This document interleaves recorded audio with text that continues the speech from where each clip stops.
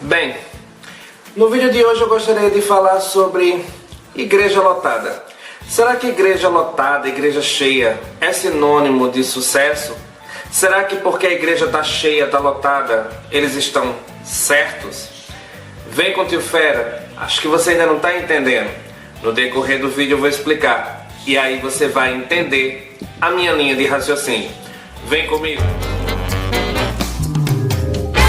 Aí galera, antes que eu me esqueça, vem aqui embaixo, se inscreve no canal, não custa nada, dá um like, compartilha, assim você ajuda o canal do Tio Fera a crescer.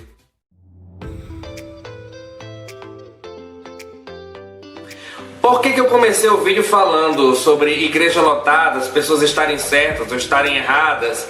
Porque justamente eu já ouvi isso de uma crente, de uma evangélica. Eu falei para ela que a igreja que a gente estava frequentando tinha alguns erros, algumas falhas, que algumas coisas não estavam bem de acordo com a Bíblia. Mas aí ela disse que não, que eu estava errado, porque a igreja estava lotada. E se a igreja está lotada, é porque eles estão todos certos. Nem sempre é assim.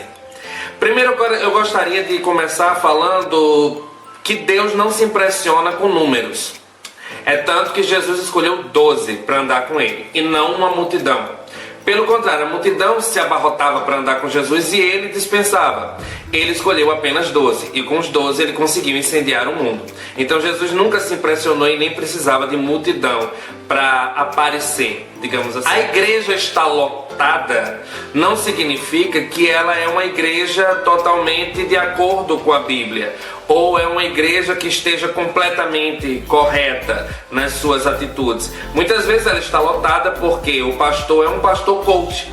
Ele fala o que as pessoas querem ouvir. E se você apenas escuta o que você quer ouvir, você vai para aquele lugar, né? Pessoas que gostam, que massageiem o ego, digamos assim. Então a igreja fica lotada porque fica lotada de pessoas vazias que querem apenas ouvir o que lhes agrada. Isso aí não significa que seja sinônimo do sucesso. Para mim, é um fracasso. Aí as pessoas vão dizer, não, mas você tem que pensar por um lado. Quanto mais pessoas estiverem dentro da igreja, mais pessoas serão abençoadas. Também eu acho que não é bem assim.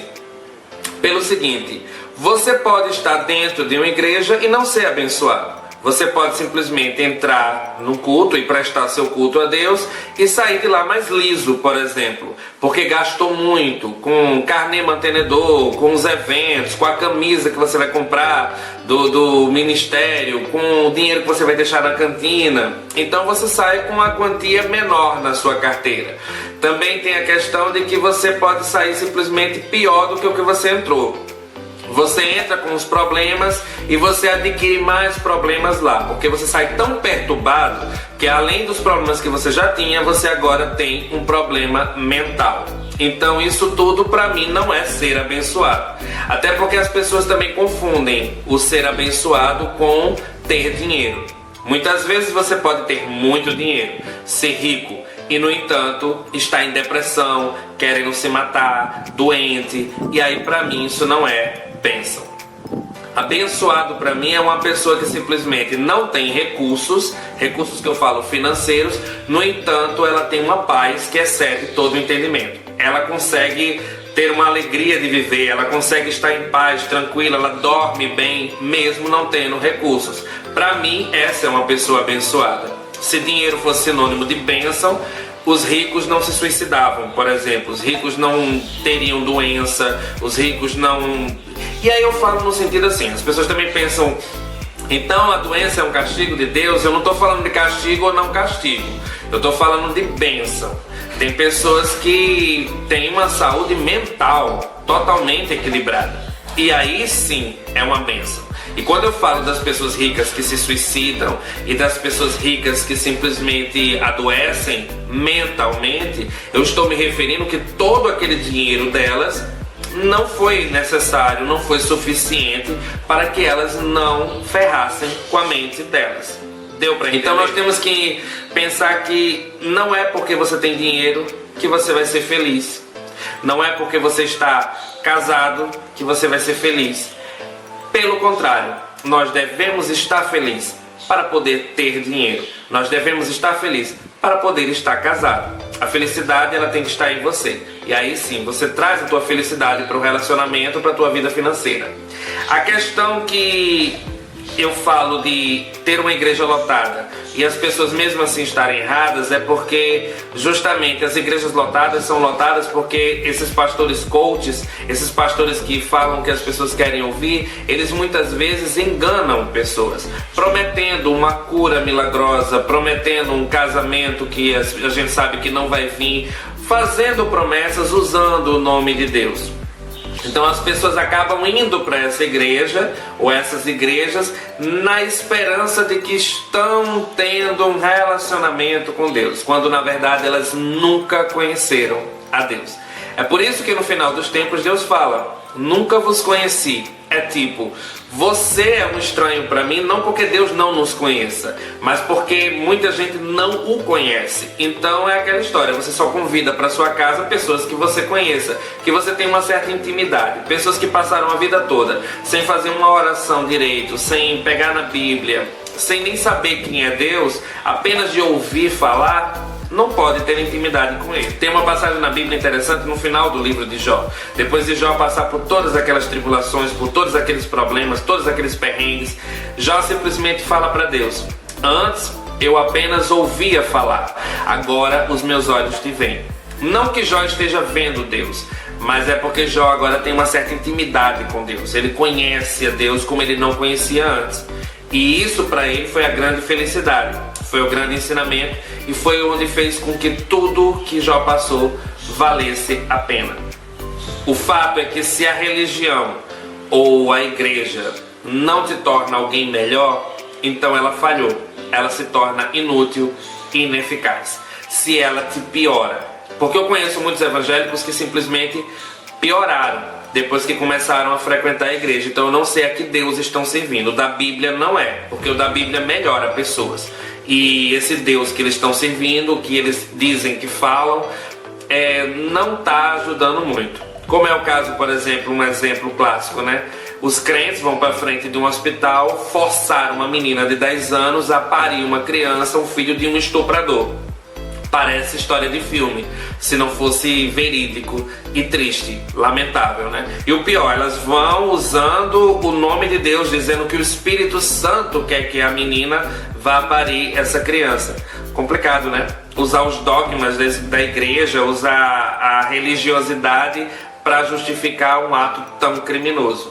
Primeiro que é uma criança, ela tem 10 anos, então não tem a menor condição dela ter uma criança de uma forma normal, a criança não vem com nenhuma sequela. Outra, é um caso de estupro, e eu não vi, por exemplo, nenhum dos crentes atacando o estuprador ou criticando o homem que estuprou a menina. Pelo contrário, fizeram da menina um demônio, porque a menina queria abortar uma criança que naturalmente não nasceria saudável e que teria muitos problemas, muitas complicações. Aí as pessoas perguntam: mas é uma vida. Sim, mas eu, por exemplo, se soubesse que o meu pai era um estuprador, eu preferia não ter nascido. Eu preferia que tivessem me abortado, porque você carregar esse estigma pro resto da vida já é um grande problema. Fora que a menina pode simplesmente ter desenvolvido ou desenvolver doença sexualmente transmissível. Além de todo esse problema, a menina ainda pode ficar contaminada por causa de um mau caráter, porque pedofilia e estupro não são doenças, é falta de caráter. Tem que ter cadeia, e tá entendendo? Não pode deixar isso impune. E aí eu não vi, por exemplo, os crentes, os cristãos, os evangélicos irem para frente do hospital, seja lá para onde forem, para gritar, esbravejar contra o estuprador, mas trataram a menina como um demônio, porque diz que a menina estava sendo uma assassina por matar uma vida. Mas eles não se importaram nem um minuto com a menina. Quando que Jesus se importava com as pessoas? Quando quiseram apedrejar a mulher adúltera, Jesus foi lá e a defendeu. Mesmo a mulher adúltera estando errada na história, mas ela não foi a única que errou. Jesus, percebendo isso, ele simplesmente foi e passou na cara de todo mundo. Gente, se ela adulterou, ela não adulterou sozinha. Ela provavelmente adulterou com a maioria dos que estão aqui, se não com todos que estão aqui. Por isso que ele fala: aquele que não tem pecado, atire a primeira pedra. Bem, como vemos, igrejas lotadas, grandes eventos, só servem se a igreja for um negócio. se ela for uma empresa. Mas se a igreja for uma questão apenas de religião, de espiritualidade, de fazer as pessoas evoluírem, crescerem, ela não precisa ser lotada para que mostre eficiência ou espiritualidade. Até porque se a igreja age assim, temos que estar sempre lotados, então ela é uma empresa. Sendo uma empresa, ela deveria pagar impostos, coisa que a igreja não paga. Então deveríamos rever essas questões. Mas se a igreja já é uma questão que ajuda pessoas, que eu não tenho visto essa ajuda, até porque no momento que a gente mais precisa, os líderes da igreja simplesmente mandam a gente se virar, então fica complicado, né? Pois é, gente, vamos combater a hipocrisia, a intolerância e entender que uma igreja lotada, cheia de gente, não significa sucesso. Até porque igrejas lotadas de gente vazia é a mesma coisa que nada. É a mesma coisa que nenhuma função. Temos que aprender a ter igrejas cheias com gente cheia, cheia do Espírito. Porque Deus, Ele prefere qualidade e não quantidade. É por isso que Deus fala que muitos são chamados, porém poucos escolhidos. Bem, esse é o vídeo. Espero que vocês tenham gostado. Beijo do Tio Fera. Fui.